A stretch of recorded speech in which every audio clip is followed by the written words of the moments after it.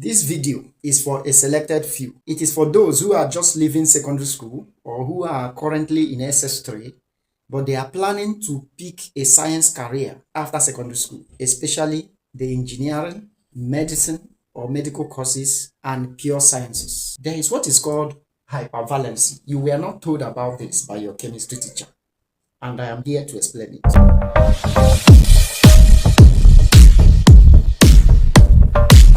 Please, if you are not among this category of people I mentioned earlier, just pass. The video is not for you.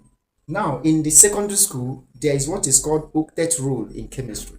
This octet rule states that each atom must be surrounded by 8 electrons in a compound.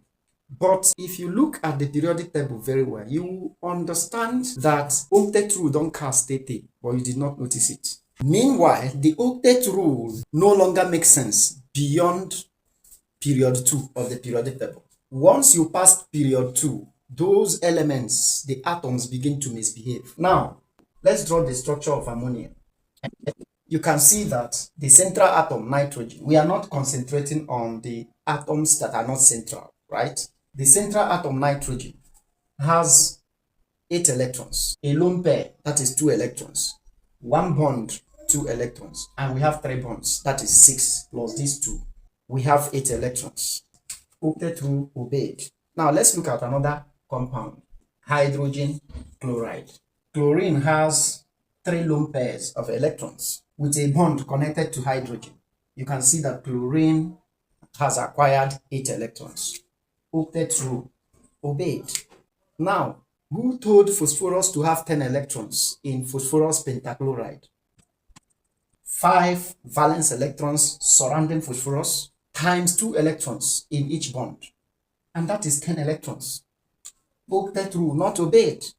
Now look at this, nitrogen and chlorine. Phosphorus is in period 3, and that is why it misbehaves most times. Now, the ability of an atom like this to have more than 8 valence electrons in a compound is what is called hypervalency. Another hypervalent element and compound is sulfur hexafluoride, where we have something like this.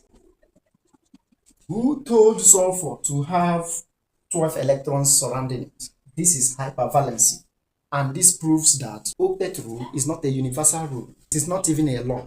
There are elements that disobey this octet rule. And the reason for disobeying this octet rule is what I will explain in the next video if you want. So if you want me to explain hypervalency in details, write it at the comment section. And please follow and subscribe to my YouTube channel.